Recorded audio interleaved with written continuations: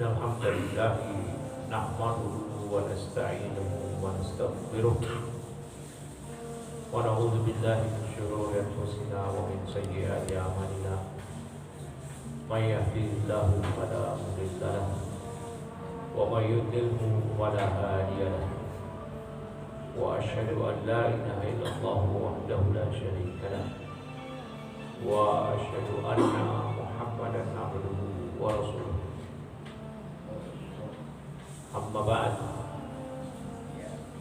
فإخوة maupun akhwat jemaah muslimin, alhamdulillah pada hari ini kita memasuki hari yang kesekian belas, hari ke-14, berarti nanti malam ke-15 yang disunahkan pada separuh kedua dari malam Ramadan.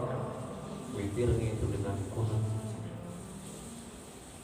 dan ini semua berkat karunia dari Allah kita bisa melaksanakan amal-amal ketaatan di bulan Ramadan ini. Di tengah minimnya pengetahuan kita, lemahnya fisik kita, ketidakberdayaan kita, la haula wala quwwata illa billah, namun Allah berikan kita taufik untuk mampu menjalani ini semua, walaupun dengan masih banyak kekurangan, kealpaan dan yang lainnya. Semoga Allah maafkan.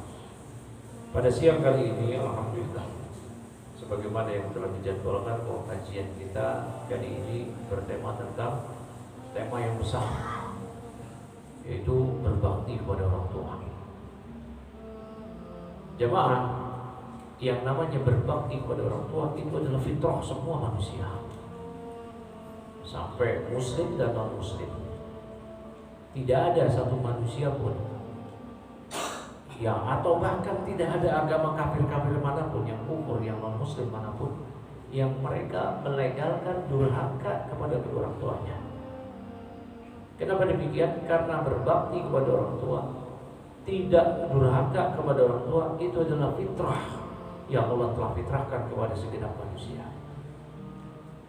Bapak, Ibu bisa lihat ke sekeliling kita dari kalangan non muslim atau pemeluk agama lain. Apa ada di antara mereka yang melegalkan durhaka pada orang tua? Nggak ada. Nggak ada. Semuanya berbakti, semuanya cinta kepada ibu bapaknya, bahkan kakek neneknya. Terlebih lagi Islam memerintahkan kita untuk berbakti.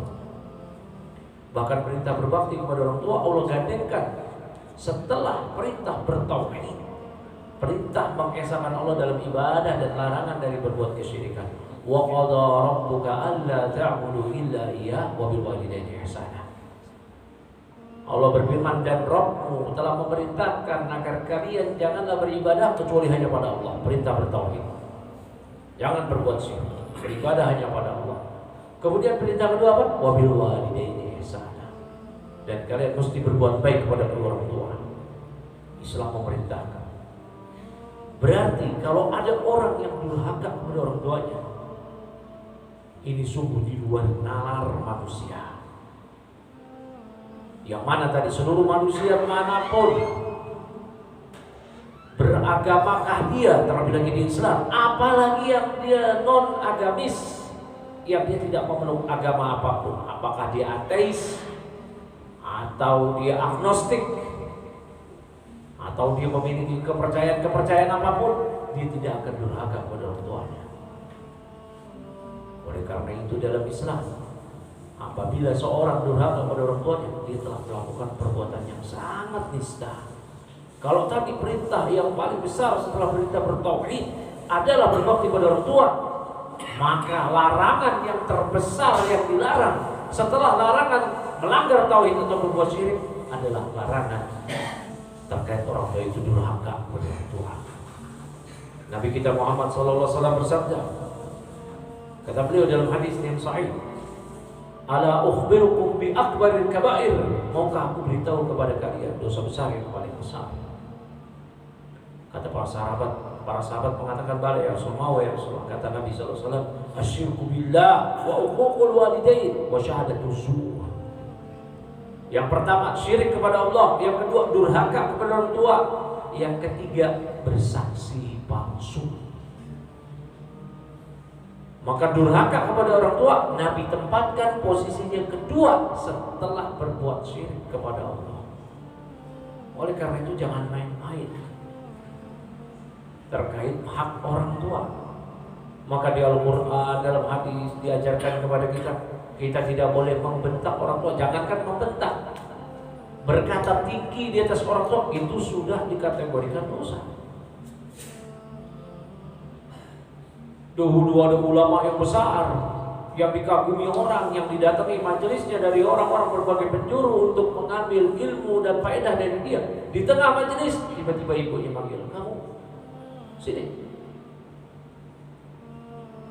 ambil itu hewan peliharaan kamu, kandangin, siap gerak segera tanpa banyak babi." Ibu enggak, udah langsung tinggalkan majelisnya. Padahal dia adalah orang yang berkedudukan tinggi, ulama. Itulah puncak dari seseorang belajar agama.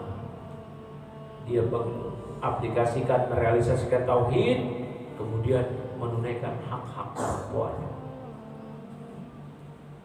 Dan dalam Islam tidak ada dosa yang patut untuk disegerakan azab atau hukuman sanksi bagi pelaku dosa tersebut di dunia juga plus di akhirat, melainkan berbuat zalim dia akan dibalas dan berdurhaka kepada orang tua.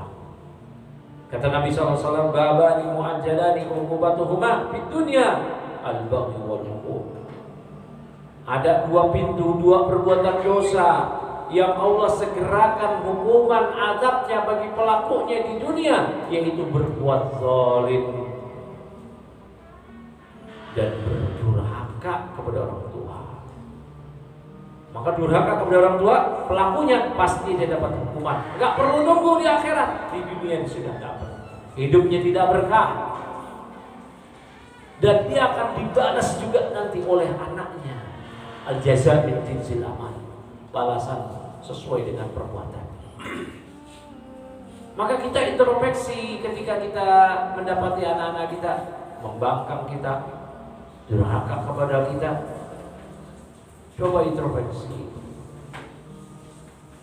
Ini pasti karena dahulu tindakan kita kepada orang tua yang orang tua kita itu gak ridho.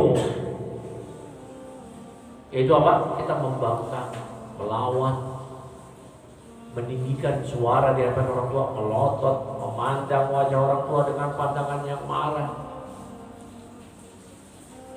Kalau kita bisa berbuat baik, bermuka cerah kepada kaum muslimin yang lain yang baru kita kenal, bahkan yang gak kita kenal, kita ketemu orang, "Assalamualaikum Pak, gimana kabarnya?" Padahal kita gak kenal atau baru kenal, atau kalaupun kenal gak ada hubungan famili sama kita. Kok bisa sama orang tua kita bisa ngegas ngomongnya, memerah matanya, melotot matanya memandang orang tua, meninggi suaranya? Ini gimana ini? Nah, ini bahaya sekali. Maka beruntung orang tua yang masih hidup, kesempatan ladang amal. Ini gak main-main berbakti pada orang tua, Pak. Amal yang paling besar. Bahkan dahulu ada seorang yang bertanya kepada Ibnu Abbas setelah dia melakukan perbuatan yang sangat besar, yaitu membunuh mukmin, membunuh seorang muslim, sebagaimana Allah Ta'ala firmankan di Al-Quran, "Wa may yaqtul mu'minan muta'ammidan fajazauhu jahannam khalidan fiha." Siapa yang membunuh mukmin dengan sengaja maka balasannya jahanam, dia kekal di situ. Ada orang datang kepada Ibnu Abbas, "Ya Ibnu Abbas, inni khatabtu imra'atan fa'abat." Wahai Ibnu Abbas, saya pernah mengkhitbah seorang wanita, namun wanita itu nolak saya, nggak mau sama saya. Wa khatabaha ghairi, tapi ada orang lain yang mengkhitbah dia, melamar dia, meminang dia, diterima nikah. Waghirtu alaiha, aku cemburu, aku bunuh dia, bunuh sengaja. Bunuh itu nggak perlu di akhirat, di dunia aja mesti ada had, yaitu dikisos. Membunuh dengan sengaja dikisos, dibunuh lagi. Kalau tidak sengaja, maka dia bayar kepada keluarga korban bayar diat senilai 100 ekor unta plus bayar kafarah kepada Allah, bebaskan bujaknya. Ini nggak main-main. Kemudian dia bertanya pada Ibnu Abbas, "Fahal min taubatin, apakah saya masih bisa tobat?" Ibnu Abbas bertanya apa? "Hal ummuka hayyah?" Apakah ibumu masih hidup? Orang itu mengatakan, "Gak ada, meninggal." Kata Ibnu Abbas, "Kalau begitu mendekatkanlah diri kau pada Allah semampu kau mastata'ta. Kamu mesti beribadah pada Allah, udah tinggalkan hidupmu yang lain, udah fokus ibadahnya pada Allah." Orang itu pun pergi. Maka setelah orang itu pergi, adalah yang mendengar percakapan Ibnu Abbas dengan sang penanya tadi bertanya pada Ibnu Abbas, "Ya Ibnu Abbas, di mana sa'altahu bi ummi?" "Oh Ibnu Abbas, kenapa kamu mau tanya kepada orang tentang ibunya masih hidup apa enggak?" Kata Ibnu Abbas, "Li'annani la a'lamu a'malan yuqarribu ila Allah azza wa jalla siwa birrul walidain." Siwa birrul walidain. Karena aku tidak mengetahui ada suatu amal yang lebih mendekatkan diri kepada Allah daripada berbakti pada orang tua. Ini berbakti pada orang tua luar biasa, menggugurkan dosa, menaikkan derajat, mendapatkan pahala yang besar. Bahkan Al-Hasan Al-Basri mengatakan, "An-nazar ilal ibadatun fa kaifa birruha." Memandang wajah ibu dengan wajah yang berseri-seri, dengan wajah kecintaan, itu adalah ibadah. Maka lantas bagaimana kalau berbakti kepada ibu? Baru mandang orang tua aja dengan pandangan yang penuh kecintaan, itu adalah ibadah. Apalagi kalau berbakti. Maka saya heran kalau ada orang, "Oh saya lagi gak akur sama siapa? Orang tua saya." Subhanallah. Saya lagi selek, gak akur sama siapa? Orang tua. Durhaka. Saya lagi ngambek ini. Ngambek sama siapa? Orang tua.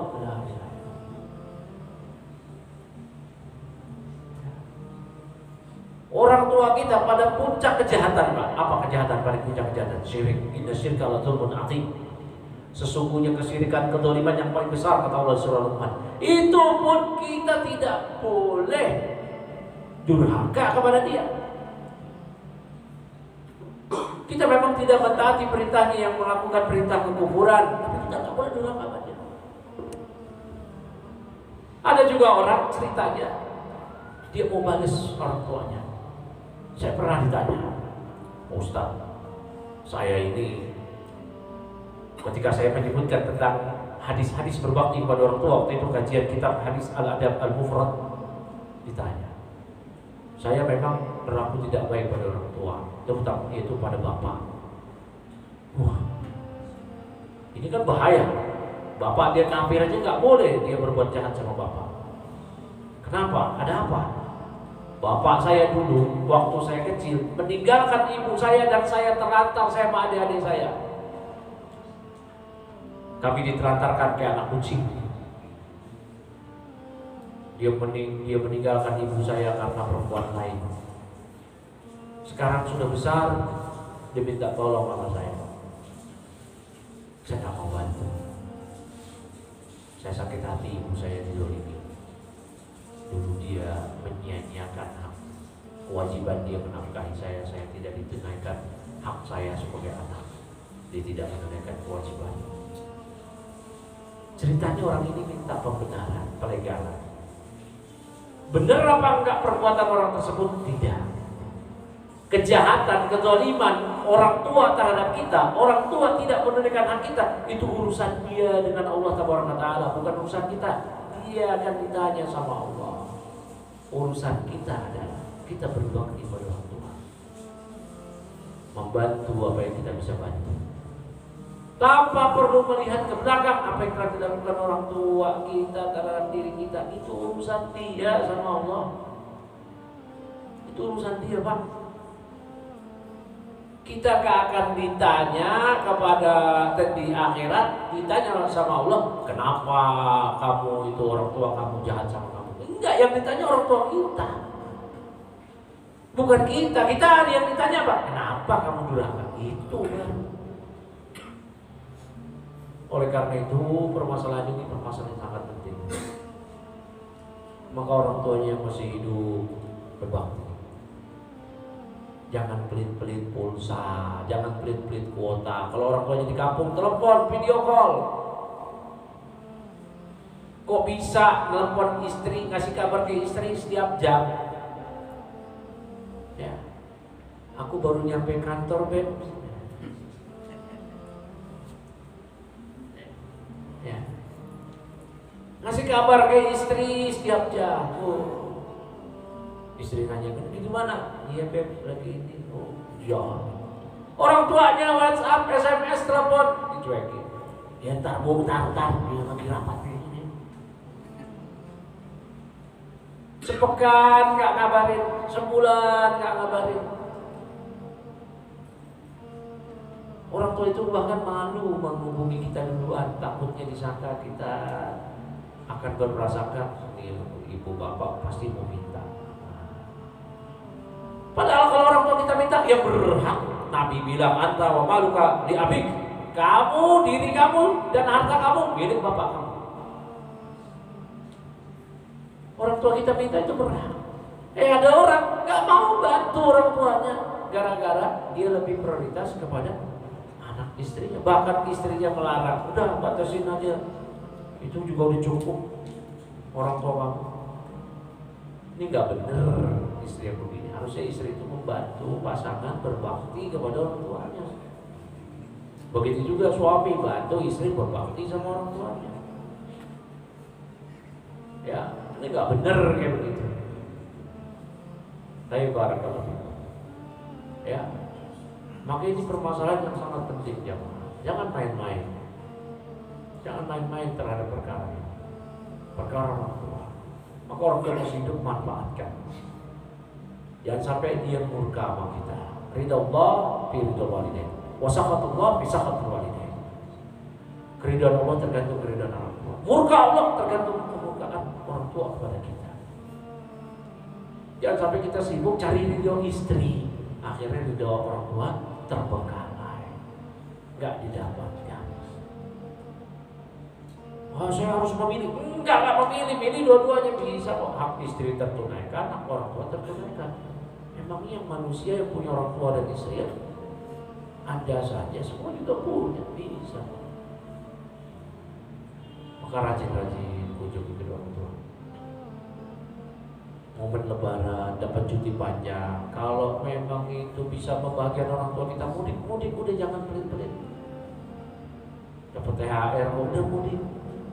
Oh sayang nih ongkos ini banyak, ini bisa nih cuannya banyak nih. Nanti kalau mudik habis tuh. Kita pulang sekali itu bisa jadi cuma momennya mudik aja. Bisa jadi kita mudik itu pertemuan terakhir dengan orang tua. Karena menyesal. Lihat wajah orang tua, tanyakan kabar, berbakti, suapi kalau dia sakit, ajak bicara, ibu bantu orang tua tanpa diminta. Inisiatif. Jangan bakhil. Kalau udah mau orang tua bakhil gimana mak? Yang lain. Ini aja juga sama istri sama anak jor-joran. Sama teman suka traktir. Sama orang tua pelit, medit, kikir, bakhil. La ilaha illallah. Dan untuk berbakti pada orang tua jangan mengandalkan, oh udah ada kakak saya kok, oh udah ada adik saya kok. Enggak, berebut fastabiqul khairat. Saya duluan. Jangan, udah ada kakak saya di sana di kampung, udah ada, tenang. Udah dia handle, tenang aja. Adik saya peduli. Enggak, saya, semua mesti saya. Kamu diam aja, saya. Bilang begitu sama kakak, sama adik. Enggak, ini urusan saya. Semuanya begitu. Hingga orang tua bahagia melihat anak yang berbakti semua. Hati-hati. Orang tua saya sudah meninggal, saya terlanjur durhaka, gimana ini? Bisa, kata para ulama Nawawi rahimahullah ta'ala. Ya, di kumpulan fatwa beliau juga dikatakan oleh para ulama yang lainnya sebagaimana dikutip oleh Al-Ghazali rahimahullah taala di Ihya Ulumuddin dari Imam Qudais As-Samarqand, orang tua yang telah meninggal dan kita terlanjur minim bakti, bahkan mungkin ada kedurhakaan yang orang tua belum maafkan, jangan putus asa. Jangan putus asa. Ada beberapa hal. Ya. Yang pertama, kita beristighfar, minta ampun pada diri kita dan minta ampunan orang tua kita. Allah ajarkan doa, Rabbighfirli wal walidayya warhamhuma kama rabbayani shaghira.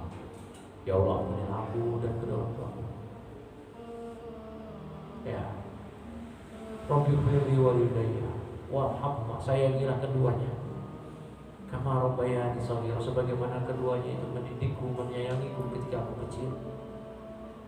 Terus berdoa. Dalam setiap doa kita, Pak, itu panjatkan. Jangan doanya ingatnya rezeki aja. Doa orang tua itu penting.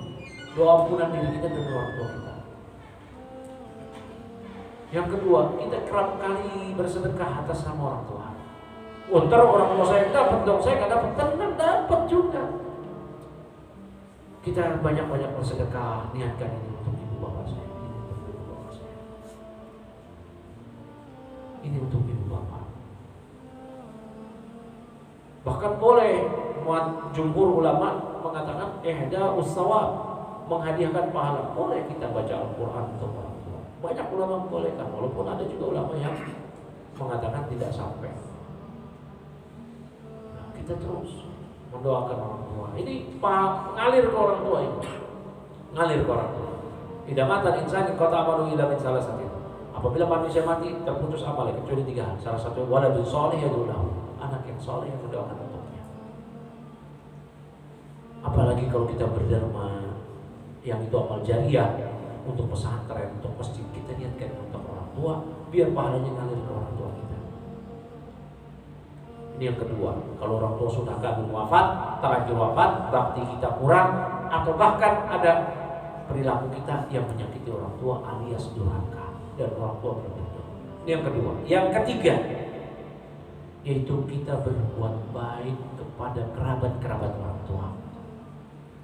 Mengunjungi mereka, memberi hadiah pada mereka, menyapa mereka. Orang tua kita berteman sama siapa? Teman baiknya. Kita datangi orang tua tersebut, teman orang tua kita tersebut. Dalam momen lebaran nanti kita datangi. Orang tua kita punya adik, punya kakak, kita datangi mereka, silaturahmi. Orang tua kita punya kerabat-kerabat yang dekat dengan kita datangi. Abdullah bin Umar pernah berjumpa dengan pemuda Arab Badui. Abdullah bin Umar sedang menunggangi unta, tiba-tiba langsung turun dari untanya. Waktu itu beliau mengenakan sorban dan dicopot sorbannya dari kepalanya. Kemudian dia rangkul Arab Badui yang tadi, disuruh turun, kemudian berpelukan, kemudian diberi hadiah sorbannya Ibnu Umar. Orang Arab kalau dia ngasih sorban, sudah berarti sudah respect besar, penghormatan besar. Kemudian pemuda tersebut pergi. Abdul bin Umar ditanya, itu siapa? Kata Abdul bin Umar, bapaknya dia. Itu teman akrabnya Umar bin Khattab, bapaknya Abdullah bin Umar. Bapaknya dia, teman akrab bapak saya. Nah, itu salah satu bentuk berbakti kepada orang tua. Jadi kalau orang tua sudah meninggal, bakti kita kurang atau ada perbuatan kita yang tidak menyenangkan bagi orang tua dan orang tua belum ridho, 3 hal ini dilakukan. Kita bertobat, minta ampunan untuk diri kita dan orang tua, bersedekah atas nama orang tua, dan yang ketiga tadi, kita berbuat baik kepada kerabat-kerabat orang tua kita, walaupun kerabatnya itu udah meninggal. Orang teman dekat orang tua meninggal, lihat anaknya. Kayak tadi Abdullah bin Umar. Orang tadi yang diberi hadiah oleh Abdullah bin Umar, bapaknya dia, temannya akrab, teman akrabnya bapaknya Ibnu Umar, yaitu Umar bin Khattab.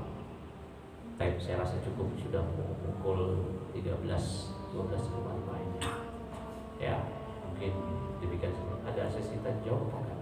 Hah? Ada. Itu ada juga. Ya silakan yang mau bertanya. Apa tuh?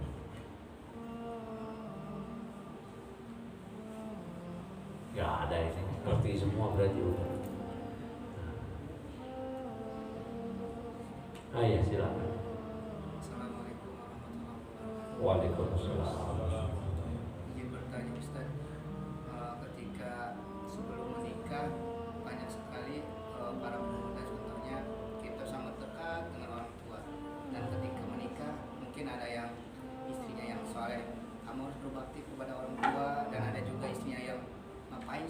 terus kirim terus, kamu telepon terus, nggak diisi gini kan ada tipe istri yang kedua gitu. Kalau misalkan yang kedua ini mendapatkan cobaan istri yang kayak gitu, seperti kita dekat sama orang tua kayak gak suka atau memisahkan, itu bagaimana respon kita? Apalagi kalau misalkan mengajak orang tua nih ke rumah, itu ini kan rumah kita, ngapain ngajak orang tua kamu? Sedangkan tadi kan yang Ustaz bicarakan harta kita sebagai laki-laki itu hartanya kedua orang tua, itu bagaimana Ustaz Tafadhol? Tadi kayak saya dengar solusi itu dari situ tuh. Iya betul, sekali lagi. Apa tadi solusinya? Sekali lagi. Oh, kata beliau ya. Ya, Masya Allah. Yang pertama, jangan langsung reaksioner terhadap istri tadi, langsung ditindak istri. Wah, mau ini mau. Ya. Mungkin dia nggak paham. Mungkin istri ini nggak paham. Dia nggak belajar, dia nggak ngerti keutamaan orang tua, kewajiban anak laki-laki terhadap orang tua. Dia nggak ngerti. Ya, atau mungkin ada mendominasi diri dia hawa nafsu yang nggak baik.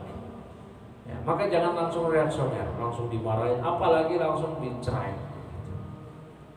Ya, tapi dikasih tahu. Ya, dikasih tahu. Kan kalau kawin lagi kan nggak mesti dicerai itu. Yang penting itu dulu itu. Nah, jangan langsung dicerai, tapi dinasehati. Ya, dinasehati dengan baik. Nggak boleh begitu. Ya, kalau kamu seperti itu kamu nyuruh saya durhaka sama orang tua. Saya jadi suami yang bertanggung jawab, bapak yang bertanggung jawab, tapi saya gagal jadi manusia kalau saya durhaka sama orang tua. Gagal jadi manusia, Pak, bukan gagal jadi suami. Kalau seorang berbuat jahat sama istrinya, tapi berbakti pada orang tua, dia tetap manusia. Dia cuma jadi suami yang gagal aja. Tapi kalau dia durhaka sama orang tua, udah jadi manusia aja gagal. Tadi saya bilang, seluruh manusia difitrahkan durhaka pada orang tua itu perbuatan buruk. Semuanya berbakti pada orang tua. Mana agama mana? Coba di sekitar kita ini banyak non muslim, Pak, yang beragama agama selain selain Islam, bahkan yang nggak beragama sekalipun, ateis, agnostik, ada di antara mereka yang melegalkan durhaka. Ya, ada, semuanya berbakti. Semuanya marah kalau orang tuanya dicemooh di depan dia. Nggak ada yang terima. Dia menjunjung tinggi kehormatan kepada orang tuanya. Nggak ada. Seburuk-buruk apapun perbuatan dia kepada orang tuanya, tapi ketika orang tuanya dicela di hadapan dia marah. Dia nggak begitu. Lihat orang-orang kafir, mereka berbakti sama orang tua yang sakit dirawat.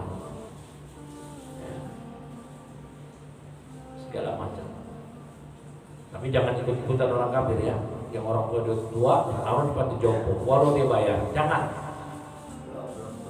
Ya, jangan ditaruh di panti jompo. Ya. Tapi kita tetap berbakti, kita rawat, kita yang rawat, kita yang dapat pahala. Jangan taruh di panti jompo. Ya. Terkadang orang tua itu atau kerap kali ya, ketika dia sudah semakin tua kayak anak kecil lagi. Akalnya kurang, pikun. Seperti orang tua, apa anak kecil? Pipis, buang air besar sembarangan, sehingga ada popok orang dewasa. Ingat aja dulu kita kecil juga begitu dulu. Ya udah, ini kesempatan berbakti. Nah, kembali ke permasalahan. Jadi nasihatin istri. Jangan sampai si istri menjadikan kita sebagai anak yang durhaka. Kalau si istri gak bisa dinasehati, ya kasih peringatan SP1. Ya, SP1. Yaitu kita boikot ya. Kita boikot. Ya, kita boikot maksudnya kita gak mau tidur bareng dia. Kita punggungin itu dia, belakangin, kasih punggung. Masih ngotot juga, kita pindah kamar. Masih ngotot juga, kita mediasi, panggil kerabat dia. Bahwasanya ini gak benar istri. Masih ngotot juga, ya sudah, talak 1. Jangan sampai dibiarkan istri kita menjadi repot atas diri kita, sehingga kita dikendalikan jadi durhaka. Itu gak benar. Ganti palang pintu kalau begitu. Ya. Begitu. Ya. Nah itu kalau ada kasus demikian, semoga nggak ada di istri-istri kita ya. Nggak ada. Ya. Baik. Ya silakan. Assalamualaikum warahmatullahi wabarakatuh. Waalaikumsalam. Ada dua pertanyaan. Yang pertama itu berkaitan yang masih di masyarakat, apa berkaitan apa yang terjadi sama saudara kita perempuan itu karena dari pelaku orang tua maupun saudaranya laki-laki, itu benar atau enggak? Gimana? Apa yang dirasakan saudara kita perempuan? Adik kakak betul. Iya, itu dari perlakuan kita saudara laki-laki atau bapaknya, itu benar atau enggak? Kepada wanita lain. Iya, terhadap orang lain. Terus yang kedua adalah apakah salah ketika seorang anak masih berbakti sama orang tuanya, Pak, tapi dia masih punya trauma masa lalu terhadap bapaknya, berartinya lebih ke ibunya dibandingkan ke bapaknya, masih ada trauma seperti itu bagaimana ya? Itu yang kayak tadi saya sebutin berarti ya. Yang pertama ya, karma dalam Islam itu nggak ada. Karma itu milik agama sebelah, Hindu dan Buddha. Ya. Yang ada adalah al-jaza min jinsil amal, balasan sesuai dengan amal perbuatan. Yang disegerakan di dunia cuma dua aja, kezaliman dan durhaka. Tadi yang sebagaimana disebutkan, yang disegerakan balasannya di dunia. Nah, adik atau kakak perempuan kita mengalami kezaliman dari pihak lain. Misalkan dia punya suami dia menzalimi dia, sehingga kita kasihan terhadap kakak atau adik perempuan kita. Jangan langsung menilai, wah ini pasti karena perbuatan bapak saya dulu atau perbuatan saya dulu.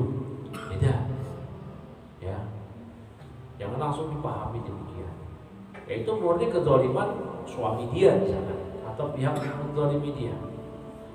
Ya, namun apakah ada efek ya dari dosa-dosa bapak atau dosa-dosa diri kita? Ya mungkin ada. Tapi yang penting jangan langsung dipahami itu karma. Ini ya. Nah yang kedua itu kasus yang tadi saya sebutin ya. Kita masih punya trauma. Trauma apa gitu sama bapak? Karena kita dizalimi, sehingga kita trauma sama bapak. Jangan begitu. Bapak kita ninggalin kita dari kecil karena lebih memilih perempuan lain. Ibu kita ditinggalkan, kita ditelantarkan. Lagi-lagi saya katakan, itu urusan bapak dengan Allah Taala. Itu urusan bapak. Kalau ibu misalkan, ibu kita yang ninggalin bapak kita dan diri kita gitu ya. Karena ibu kita lebih milih laki-laki lain, meninggalkan kita. Kemudian udah gede, ibu kita minta tolong, kita trauma sama ibu. Trauma apa kita semua? Gak ada trauma-trauma yang seperti itu. Sudah. Kalau kita Allah perintahkan untuk memaafkan kepada orang lain, apalagi kepada orang tua. Khudil afwa, berilah maaf. Itu berilah maaf pada orang lain, apalagi kepada orang tua. Berilah maaf kepada orang lain, apalagi kepada orang tua. Memang ada kesalahan orang lain yang nggak bisa kita tolerir. Semisal pasangan selingkuh, itu nggak bisa ditolerir. Orang bodoh kalau istrinya berzina terus dia mau, ya nggak apa-apa, itu bodoh. Para ulama mengatakan istri yang serong itu ya wajib dicerai. Oh saya berbesar hati, maaf, itu orang nggak punya hati justru. Istrinya sudah berzina sama laki-laki lain, dimaafin, itu nggak punya hati itu laki-laki yang kayak begitu. Agamanya itu nggak ada, kurang. Ini memang ada kesalahan orang lain yang nggak bisa ditolerir kayak begitu. Pasangan selingkuh, serong, ya, ini nggak bisa dimaafkan. Tapi orang tua kayak tadi, apakah demikian kesalahannya sehingga tidak dimaafkan? Hah? Sedemikiankah? Oh saya ditinggalkan sama bapak saya. Padahal bisa jadi dengan kita membantu, memaafkan bapak kita, membantu dia, itulah ampunan Allah turun pada kita. Ya, barakallahu fikum. Jadi hilangin itu, gak ada trauma terhadap orang tua. Tidak ada. Jangan anggap kejahatan orang tua itu membekas di hati. Wah, udah maafin aja. Kalau kita banyak maafin orang tua. Kalau kita bilang orang tua saya gak ada kebaikan sedikit pun buat saya, oke, anggaplah demikian. Tapi kebaikan diri kita itu dengan kita berbakti pada orang tua. Udah itu aja. Taib sudah pukul 13 ini. Cukup apa saya? Nah, cukup kali ya. Oh, ini terakhir nih Pak Mukas. Susah ini biasanya. Silakan. Kalau misalkan orang tua kita minta kita punya banyak anak, misalkan saya baru punya 2 anak, cuma orang tua tuh minta, ayo mama atau ayah suka kalau kamu anaknya banyak gitu. Cuma satu sisi kita secara ekonomi atau secara istri itu dia belum siap untuk punya anak banyak. Nah itu kalau misalkan kita tidak mengikuti itu, kita termasuk tidak berbakti kepada orang tua atau enggak? Tapi terus kedua Ustaz, misalkan tidak hanya anak nih, misalkan orang tua pengen istri itu kerja, atau misalkan pengen sesuatu sifatnya dunia lah, tapi untuk keluarga kita itu sesuai dengan keinginan orang tua kita, tapi di sisi satu istri kita tuh tidak mau gitu. Itu kira-kira kita kalau tidak mengikutinya termasuk tidak berbakti atau tidak? Baik. Orang tua mempunyai anak banyak, ini sebenarnya bagus ya. Orang tua ingin kita punya anak banyak, dia bawa banyak cucu, itu bagus. Ya, kita dianjurkan memperbanyak anak. Kata Nabi SAW, tazawwadu al-walud. Nikailah wanita yang penyayang, yang subur. Fa inni mukatsirun bikum al-umam. Aku bangga dengan banyaknya kalian di tengah umat yang banyak. Ya, jadi Nabi SAW bangga dengan banyaknya umat beliau. Maka seorang muslim harus KB, keluarganya banyak. Ya, sukseskan itu BKKBN. Banyakkan keluarga kalian, banggakan Nabi. Itu banyakin. Maka kita dianjurkan memilih istri yang subur. Yang dari mana tandanya? Lihat dari silsilah nasabnya. Wah, ini putri ini, dia ini putri ke-7, putri ke-5 atau putri pertama dari 6 bersaudara. Karena seorang yang menikah, dia pengen punya keturunan. Maka agak lain kalau ada orang menikah, dia punya paham itu. Free, kamu punya anak. Itu orang yang menikah aja, terus tak kunjung dapat momongan, dia rindu dapat momongan. Sampai program bayi tabung ini dan itu, Masya Allah. Karena punya anak itu beda. Kebahagiaan di dunia sebagai buah hati, penyemangat hidup. Di akhirat sebagai tabungan amal soleh, investasi. Anak soleh, kalau anak kita jadi anak yang soleh, pahalanya banyak. Tidak. Maka naif pada orang yang gak mau punya anak. Alasan apa? Alasan dunia, karena takut direpotkan, karena takut biaya sekolah mahal, biaya ini mahal, biaya itu mahal. Dulu Allah larang orang yang membunuh anaknya karena takut miskin. Wala taqtulu auladakum khasyata imlaq. Janganlah kalian membunuh anak kalian karena takut miskin. Ya. Nahnu narzuqukum wa iyyahum, kami yang memberi rezeki pada kalian dan mereka. Tenang aja, rezeki udah Allah jamin. Kita aja dulu waktu awal menikah, hitungan matematik nggak dapat nih kalau punya anak sekolah begini, kan begitu. Waktu awal menikah cuma kontrak di rumah petak. Tiba-tiba berkembangnya zaman, berlalunya waktu, ada anak, bisa tuh nyekolahin anak. Anak hidup itu nggak kelaparan, bisa. Itu memang rezeki Allah atur. Nah, berarti keinginan orang tua itu keinginan yang bagus. Saya mau kamu punya banyak anak, ya udah turutin.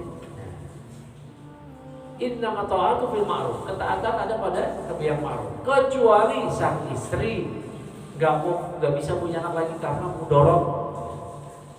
Misalkan dia ada penyakit ini atau ada tidak rekomendasi dari dokter kalau punya banyak anak keselamatan jiwanya terancam, baru itu pun masih ada opsi lain ya. Istilahnya paham lah, masa iya pura-pura lugu. Antum aja jomblo paham ya? Jadi jomblo itu harus visioner. Ya, paham lah. Kecuali istri tadi ya, memang dia gak bisa. Tapi kalau istri bisa, udah gak apa-apa. Ya, gak apa-apa. Nah, kemudian orang tua ingin yang kedua, ingin istri kita bekerja, ingin bla bla bla segala macam. Kembali ke konsep awal dalam hadis Nabi SAW. Ya, la ta'ata li makhluk bi maksiatil khaliq. Tidak boleh ada ketaatan pada makhluk yang di situ bermaksiat pada Allah Al-Khaliq. Innama ta'atu bil ma'ruf. Ketaatan hanya pada kebaikan. Coba nilai istri kita kalau ikut bekerja, kebaikan enggak buat kita. Gitu. Nanti anak terbengkalai. Gitu. Rawat juga lagi. Apalagi kalau istri bekerja di tempat yang mayoritas laki-laki. Masa gak cemburu? Hah? Gak cemburu. Dayus namanya Pak. Orang yang gak punya rasa cemburu itu dayus. Yang dalam hadis la yadkhulul jannah dayus. Gak masuk surga dayus.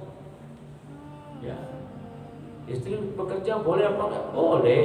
Tapi tadi tidak menelantarkan hak suami dan anak. Ya, tidak bercampur baur dengan pria-pria yang bermahluk.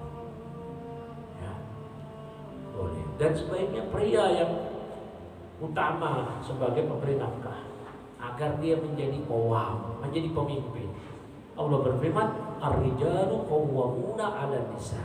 Laki-laki adalah pemimpin bagi wanita. Kenapa? Allah sebutkan, ya bima faddalallahu 'ala ba'din wa bima anfaqu min amwalihim. Karena keutamaan yang Allah berikan kepada para pria dibanding wanita, kekuatan, keberanian, mental. Wa bima anfaqu min amwalihim, dan karena nafkah yang mereka infakkan kepada istri-istri mereka dari harta si suami. Jadi kalau suami nggak punya nafkah, dia gimana mau jadi pemimpin? Dan gimana kalau istri yang ternyata yang menafkahi? Wah, istri kita aja Pak, kita kasih nafkah bulanan, banyak membantah. Betul apa betul? Apalagi kalau dia sudah merasa punya dan kita gak menafkahi, gimana coba? Bantahnya kayak apa? Ya, udah kita yang nafkahi 100%, banyak bantah. Itu kita loh, semua diri kita loh. Nafkah dari A, B, Z, semua keperluan dia, yang primer, sekunder kita semua, sampai pulsa semua dari kita. Pakaian pun udah banyak, minta beli lagi pun dibeliin. Jadi jilbab model baru lagi lebaran gini, wah dibeliin. Makanan semua sampai yang cemilan-cemilan dibeliin. Skincare nggak usah ditanya, dibeliin semua. Dia mau ini mau itu dibeliin semua. 100% dari kita masih ngebantah,